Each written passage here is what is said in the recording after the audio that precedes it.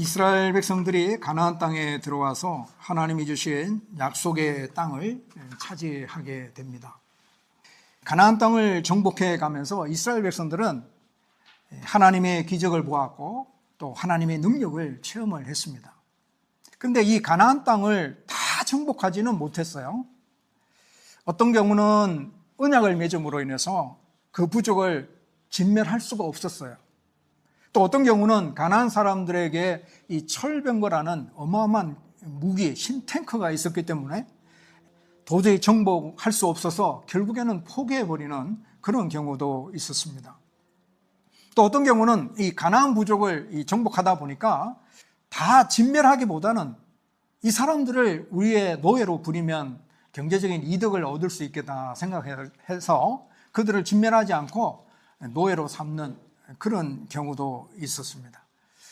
하나님께서 이 가나안 땅에 이스라엘 백성들을 이끌어 오시고 이 가나안 땅에 살게 하셨는데, 그러면서 하나님께서 이스라엘 백성들에게 주신 명령이 뭐냐면 이 가나안 땅에 있는 7 부족을 절대 동정하거나 연민의 정을 느끼거나 약속을 맺거나 그렇게 하지 말고 완전히 진멸하라고 말씀하셨어요. 그래서 우리가 여호수아를 보았지만 하나님의 명령이 아주 단호합니다. 한 사람도 살려주지 말고 진멸하라는 것이 하나님의 뜻이었어요. 하나님께서 왜 이렇게까지 하셨을까? 그들 가운데는 어린아이도 있고 그들 가운데는 또 선하게 사는 가나안 백성들도 없잖아 있을 텐데 하나님께서는 완전히 진멸하라 하신 명령이었어요. 그러나 이스라엘 백성들이 하나님의 명령에 온전히 다 순종하지 못합니다. 그 결과가 이제 여호수아 시대가 끝나고 사사 시대가 시작되면서 이제 이 시대를 살아가는 이스라엘 백성들이 가나안 땅을 다 점령하지 못한 그 결과로 이 시대 사람들이 고난을 겪기 시작합니다. 이제는 거꾸로 가나안 사람들이 이스라엘을 정복해요. 그래서 그들을 괴롭히고 그들의 것을 약탈해가고 그들을 짓밟기 시작합니다. 기드온이 살았던 시대도 똑같아요. 미디안이 공격해가지고 그들의 재산을 다 약탈해가고 짐승을 가져가 버리고, 그래서 기드온이 살던 이 시대에 이스라엘 백성들은 굉장히 궁핍한 생활을 했다고 우리가 앞에서 살펴봤죠. 그들이 집안에서 편안하게 살지 못하고 산에 가서 살게 되는, 미디안 사람들을 무서워서 숨어서 살아가는 그런 모습들, 이것이 바로 이스라엘 백성들의 삶의 현실이었어요. 7년 동안 미디안 사람들의 지배를 받으며 궁핍한 생활을 해나가는 이러한 삶이었는데, 이들이 이렇게밖에 살 수밖에 없었던 그 이유는 이스라엘 백성들이 가나안 백성들을 온전히 쫓아내지 못했기 때문에 그렇습니다. 원래 이스라엘 백성들은요, 유목민이거든요. 그래서 짐승을 키워서 이렇게 풀을 쫓아서 이렇게 돌아다니면서 사는 그런 유목민이었는데, 이 가나안 땅에 들어옴으로 인해서 이제는 가나안 땅에서 정착하게 됩니다. 그래서 농경사회가 이루어지게 되고 이 농사를 짓게 되는데, 가나안 땅에 살았던 사람들은 원래부터 농사를 잘 지었기 때문에 이스라엘 백성들이 보기에는 이 가나안 사람들이 농사를 잘 짓고 풍년을 이루고 잘 산단 말이죠. 그래서 이스라엘 백성들이 그들에게 현혹이 됩니다. 우리도 저들처럼 농사를 지으면 잘 짓겠다. 우리도 저들처럼 살면은 잘 살겠다라고 생각을 한 거예요.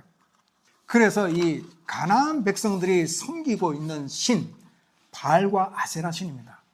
그 신들이 우리에게 풍요를 가져다 준다고 가나안 백성들이 이야기를 하니까 이스라엘 백성들이 자기들도 바알과 아세라 신을 섬기기 시작한 겁니다. 자, 이런 모양으로 이스라엘 백성들이 점점점 하나님을 곁을 떠나고 점점 더 가나안 사람들처럼 살아가게 되는 거예요. 정말 기드온 시대에 얼마나 이 우상을 섬기는 모습들이 깊이 이스라엘 백성들의 삶 속에 들어왔는지 보여주는 증거가 나타납니다. 그래서 이스라엘 백성들이 가나안 사람들의 영향을 받아서 이 바알과 아세라 신을 섬겼기 때문에 이스라엘 백성들이 가나안의 지배를 받으면서 힘들게 고난 가운데 살게 된 겁니다. 사사기 6장 1절에 보면 이스라엘 자손이 또 여호와의 목전에 악을 행하였으므로 여호와께서 7년 동안 그들을 미디안 손에 넘겨주시니, 누가 이스라엘 백성들을 미디안 손에 넘겨주셨다라고 말씀합니까? 하나님이 넘겨주셨다라고 말씀하고 있어요. 왜 넘겨주셨어요? 이스라엘 백성들이 여호와의 목전에 악을 행하였기 때문에. 그 악이 뭐냐면 이스라엘 백성들이 가나안의 신을 섬겼기 때문에 그렇습니다. 그들의 삶 가운데 이 바알과 아세라 신이 얼마나 깊숙이 들어왔는지 우리가 기도원을 하나님께서 큰 용사로 이렇게 부르시면서 이스라엘의 사사로 세우시고 이제 미디안과의 전쟁에서 이스라엘 백성들을 건져내시기 위한 하나님의 큰 플랜으로 이 기도원을 사사로 세우십니다. 근데 놀라운 것은요, 이 기도원이 바알을 섬기고 있었어요. 놀랍지 않습니까? 큰 용사로 부름받았던 이 기도원의 가정도 이 바알을 섬기는 모습이 나타나요. 그리고 그 마을 사람들, 아비에셀이라는 사람들을 이야기하는 시족을 의미해요. 뭐 김씨 가문 이런 말을 하듯이 아비에셀 가문입니다. 그런 사람들이 사는 이 마을 사람 전체가 바알 신을 섬겼는데요. 이들에게는 함께 섬기는 이 공동의 바알 제단이 있었습니다. 근데 기도원의 아버지가 요아스인데 요아스가 이 바알 제단을 총 관리하는 총 책임자입니다.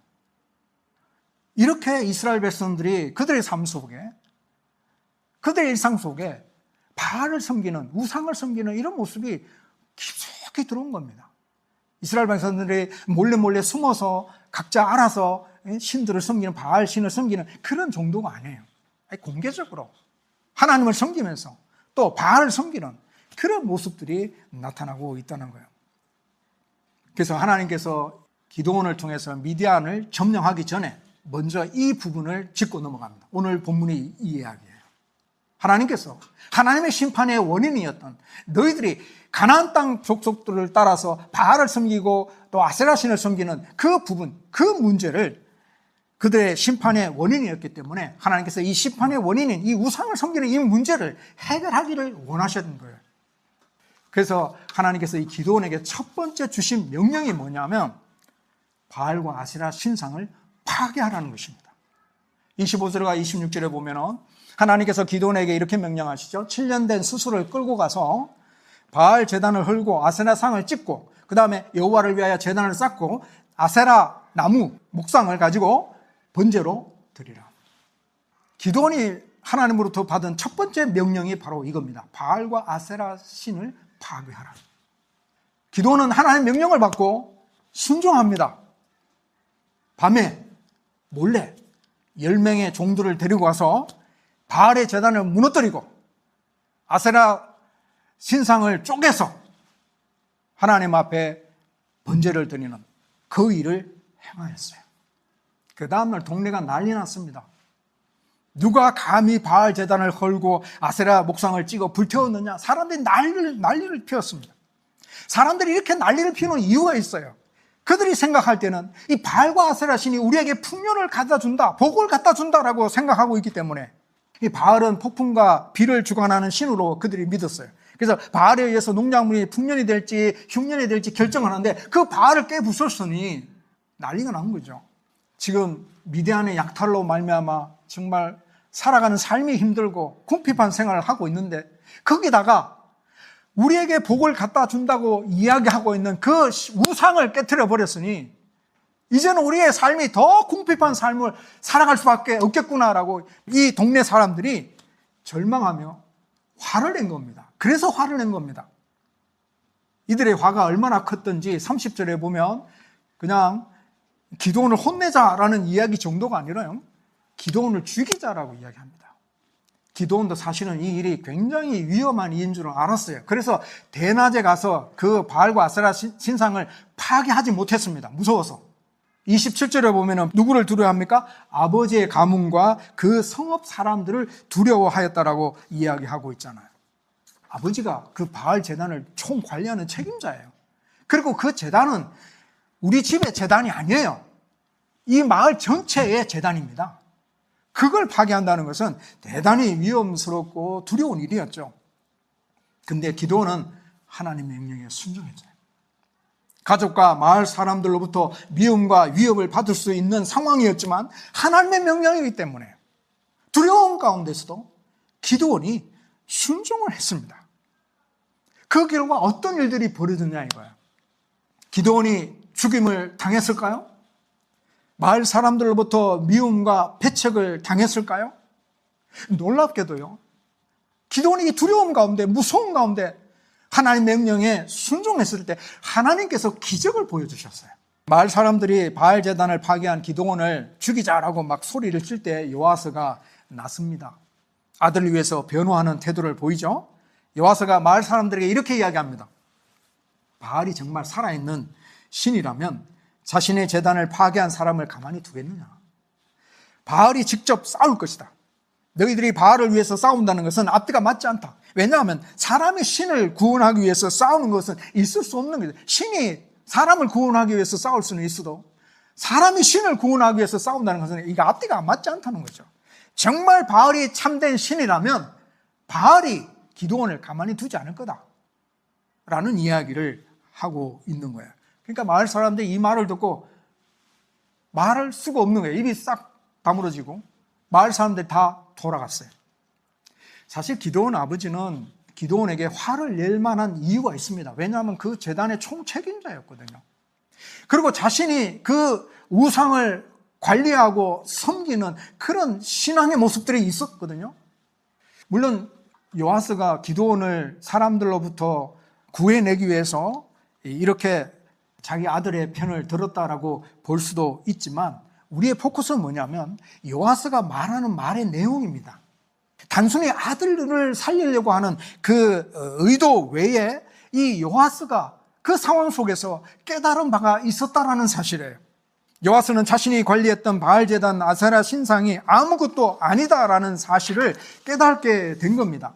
파괴된 우상을 보면서 정말 이 우상은 거짓에 불과하구나라는 사실을 깨닫게 되어서 마을 사람들에게 진짜 신이라면 기드온을 가만히 두지 않을 것이다라고 말을 한 거예요.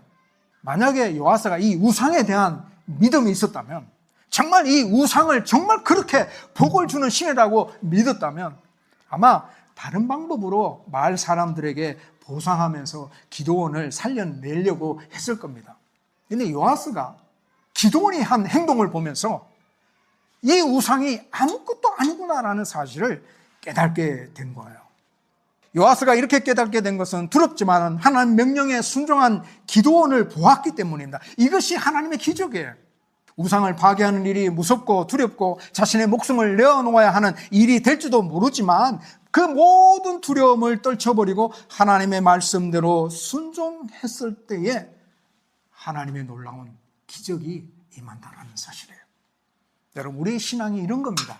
하나님의 말씀에 순종하는 일이 어렵고 힘든 부분이 있을 수 있습니다. 그러나 믿음으로 순종해 나가는 그 발걸음에 하나님께서는 반드시 은혜를 주시고 하나님께서는 반드시 위로해 주시고 하나님께서는 반드시 기적을 베풀어 주셔서 우리를 그 어려운 상황에서 건져주신다는 사실이에요. 여러분, 가나안 혼인잔치에 일어난 기적을 한번 생각해 보세요. 잔치 도중에 포도주가 없어가지고 예수님께서 하인들에게 항아리에 물을 가득 채워 연회장에게 갖다 주라고 이렇게 말씀하셨잖아요.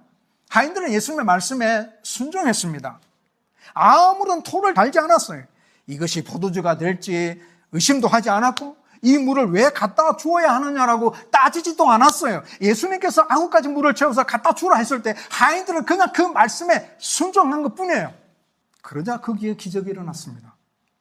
이 놀라운 기적을 연회장도 몰랐고 거기 온 손님들도 몰랐고 누구만 알았느냐면 물도 온 하인들만 알았습니다.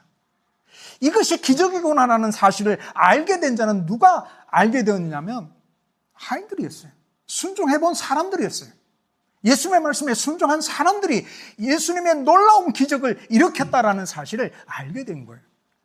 이처럼 하나님의 말씀에 순종하는 자는 하나님의 기적을 경험합니다.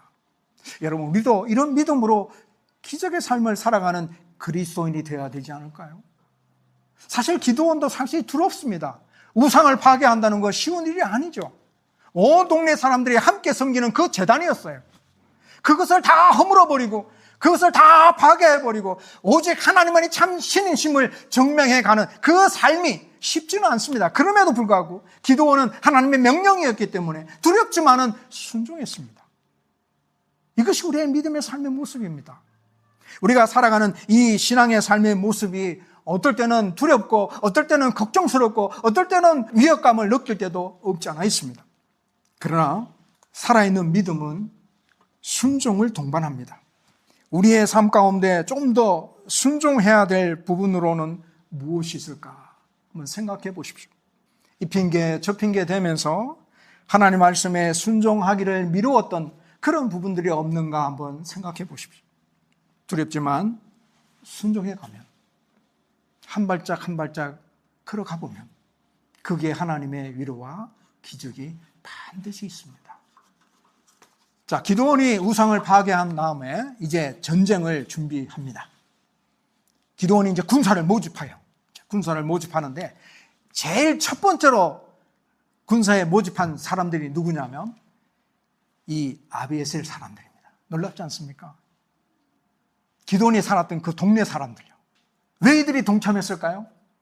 우상이 파괴된 것을 보고 우상은 아무것도 아니구나 라는 사실을 깨달았기 때문입니다. 이것이 바로 영적인 부흥이 일어난 거예요. 그리고 이제는 하나님의 편에 서서 함께 싸우고자 이렇게 일어난 겁니다. 그런데 이 기드온이 얼마나 확신이 없는 인물인지 참 놀랍습니다. 우리가 잘 아는 36절 이하에 보면은 기드온이 또다시 하나님 앞에 표징을 요구합니다. 이 양틀 테스트라는, 양틀 시험이라는 그 시험을 하나님 앞에 행하는데요. 이렇게 군사가 모였고 함에도 불구하고 기드온은 하나님의 뜻이 어디 있는지 아직 모르겠다는 겁니다. 과연 하나님께서 나를 통해서 이 이스라엘을 구원하시고자 하시는지 그것이 하나님의 뜻인지 아직까지 모르겠다는 거예요. 그래서 기드온이 또 하나님 앞에 기도합니다. 표징을 달라고. 그게 바로 양틀 시험입니다. 사실 기드온이 하나님을 시험하는 장면인데요. 이 39절에 보면 시험하게 하소서라는 말씀이 나오잖아요. 기드온이 지금 하나님 앞에 요구하는 이 내용은 하나님을 테스트하는 것이다라는 의미가 깔려 있어요. 그래서 그 테스트하는 내용을 보면 밤사이에 양틀에만 이슬이 맺히게 하시고 다른 땅에는 마르게 해달라고 요청합니다. 양틀에는 이슬이 맺히고 이 주변에 있는 땅은 마르게 해달라고. 그래서 하나님께서 그렇게 해주셨죠. 그 다음날 양틀을 가져와서 짜보니까 물이 대접에 받게 되었다라는 이야기 나오죠. 그래도 기드온은 확신이 없었어요. 그래서 하나님께 재차 요구합니다. 이번에는 거꾸로 양틀은 마르고 주변에 있는 땅은 이슬에 적게 해달라고 그렇게 요청을 하죠. 그런데 하나님께서 또 들어주셨어요. 하나님은 사람들이 이렇게 시험하는 것을 좋아하실까요? 좋아하시지 않습니다. 하나님은 우리에게 하나님을 시험하지 말라라고 말씀하셔요. 신명기 6장 16절에 보면 너희가 마사에서 시험한 것 같이 너희의 하나님 여호와를 시험하지 말고, 마태복음 4장 7절에는 주 너희 하나님을 시험하지 말라.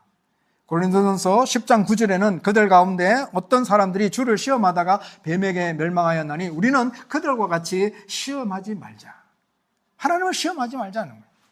그렇다면 하나님은 왜 기드온의 하나님을 테스트하는 이런 요구를 허용해 주셨는가? 그것은 기드온의 순수한 마음을 보셨기 때문에 허용해 주셨다 이렇게 해석을 합니다. 기드온의 미신적인 마음으로 하나님께서 이것을 하실 수 있는지 하실 수 없는지 하나님의 능력을 테스트하는 그런 시험이 아니라는 거죠. 어떠한 신비한 것을 추구하는 마음에서 강구한 것이 아니라는 거죠. 지금 기드온은 자신의 마음에 일어나고 있는 불확실성, 하나님을 향한 의심, 이거를 물리치고 싶어서 하나님을 더 신뢰하고 싶어서 하나님 앞에 이런 표징을 달라고 간구한 것이다라는 거예요. 기도원 때에는 하나님께서 이렇게 하나님의 뜻을 표징으로 보여주셨지만 오늘 우리가 살아가는 이 시대는 하나님의 뜻을 이미 하나님께서 다 우리에게 주셨어요. 그게 성경입니다. 하나님의 뜻이 그 성경 안에 있어요. 그래서 더 이상 오늘 우리에게 어떤 일반화된 어떤 표징을 준다거나 이런 것들이 일반하게 나타나지 않는다는 거예요. 예수님의 말씀을 보면 우리가 더 큰 복을 받은 자라고 이렇게 설명을 해주고 있습니다. 부활하신 후에 예수님께서 제자들이 있는 가운데 나타나시는데 마침 그때가 도마가 없을 때 예수님께서 제자들을 만나 주셨어요. 그래서 제자들이 예수님을 만나고 난 다음에 도마에게 이야기를 했습니다. 우리가 부활하신 주님을 만났다라고 이야기를 했어요. 그러니까 도마가 믿을 수가 없는 거예요. 예수님이 사망하셨는데 나는 도저히 믿을 수 없다. 도마가 이런 이야기합니다. 내가 그의 손에 못자국을 보며 내 손가락을 그 못자국에 넣으며 내 손을 그 옆구리에 넣어보지 않고서는 믿지 않겠다라고 이야기를 합니다. 그러니까 도마의 신앙은 보고 믿는 신앙이에요. 만져보고 또 눈으로 보고 확인해보고 그 다음에 믿을 수 있는 신앙이다라는 이야기예요. 근데 예수님께서 뭐라고 말씀하시냐면 예수께서 이르시되 너는 나를 본고로 믿느냐? 보지 못하고 믿는 자들은 복되도다. 보고 믿는 자가 복된 게 아니라 보지 못하고 믿는 자가 복되다라고 했었어요. 예수님의 제자들은 다 예수님을 보고 믿는 자들이죠. 부활하신 예수님을 다 봤으니까요. 근데 우리는 부활하신 예수님을 보지 않고 믿는 자들이에요. 그럼 우리가 더 복된 자들이라고 말씀하고 있는 거죠. 왜 그러냐면 믿음이 더 크다는 뜻입니다. 보고 믿는 것보다 보지 않고 믿는 것이 더 큰 믿음이고 이게 더 큰 성숙한 신앙의 모습이라는 거예요. 히브리서 11장 3절에 보면 믿음으로 모든 세계가 하나님의 말씀으로 지어진 줄을 우리가 안다라고 말씀하고 있습니다. 이게 진짜 믿음이에요. 하나님이 이 우주 만물을 만드실 때 내가 거기서 있어서 하나님이 만드시는 우주 만물을 만드시는 그 장면을 내가 보아야 믿는 그 믿음이 아니라 하나님이 만들어 놓으신 이 우주 만물을 우리가 볼 때 믿음으로 볼 때에 하나님께서 이 세상을 만드셨구나 라고 믿을 수 있는 그 믿음이 큰 믿음이고 성숙한 신앙이라는 거예요. 눈에 보이는 표적이 없어도 직접 예수님을 보지 못해도 하나님의 말씀을 통하여 믿는 자가 큰 믿음이요 우리는 주님이 인정하시는 복된 성도가 되는 거예요. 말씀을 맺겠습니다. 사실 기드온은 큰 용사가 아니죠. 용감한 용사도 아닙니다.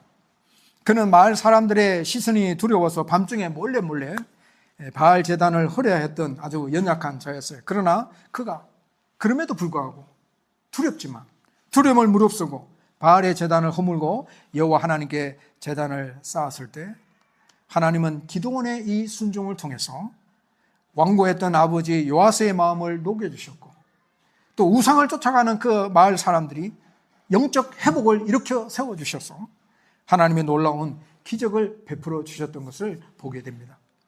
우리의 삶도 마찬가지입니다. 우리 앞에 세상을 상징하는 어떤 철병거가 있고 우리의 마음구석에 세상의 풍요를 약속하는 바알의 유혹이 있습니다. 때로는 하나님의 말씀대로 사는 것이 손해이고 세상의 비난이 두려워 주저앉고 싶을 때도 있습니다. 그러나 기적은 순종과 함께 오는 것입니다. 지식적으로 알고 있는 단계에 머물고 있으면 기적이 일어나지 않습니다. 기도하라 하신 하나님의 말씀을 내가 지식적으로 알고만 있으면 거기에는 하나님의 기적이 없습니다. 하나님의 말씀해 주신 그 말씀을 붙잡고 그 말씀대로 순종해 가보는 겁니다. 내가 기도해 보는 겁니다. 그 기도가 뭐 대단한 기도 아니라도 괜찮습니다. 1분 기도도 괜찮습니다. 30초도 괜찮습니다. 하나님 앞에 기도하느냐 안 하느냐가 틀린 겁니다. 내가 하나님 앞에 기도하면 그게 하나님의 놀라운 역사가 있다는 사실이에요. 영과 진리로 하나님을 예배하신 하나님의 말씀에 순종해서 내가 예배 가운데 참여해 보면 하나님의 은혜를 경험하게 되어 있습니다. 순종할 때에 기적이 일어나고 우리의 믿음은 순종을 통해서 열매를 맺게 됩니다. 우리는 또한 기드온이 구했던 어떤 양틀의 표적을 넘어서서 우리는 더욱 성숙한 신앙으로 나아갈 필요가 있습니다. 기드온 시대에는 표적을 구하는 그런 모습들이 필요했지만 오늘 우리에게는 변하지 아니하는 하나님의 말씀이 있습니다. 우리가 이 말씀대로 따라가면 하나님의 놀라운 은혜 속에 살아갈 수가 있습니다. 하나님의 뜻이 무엇인가를 발견할 수 있습니다. 눈에 보이는 표적이나 손에 잡히는 증거가 없어도 하나님의 말씀을 믿는 자가 예수님이 인정하시는 복된 자다라고 말씀해 주셨어요.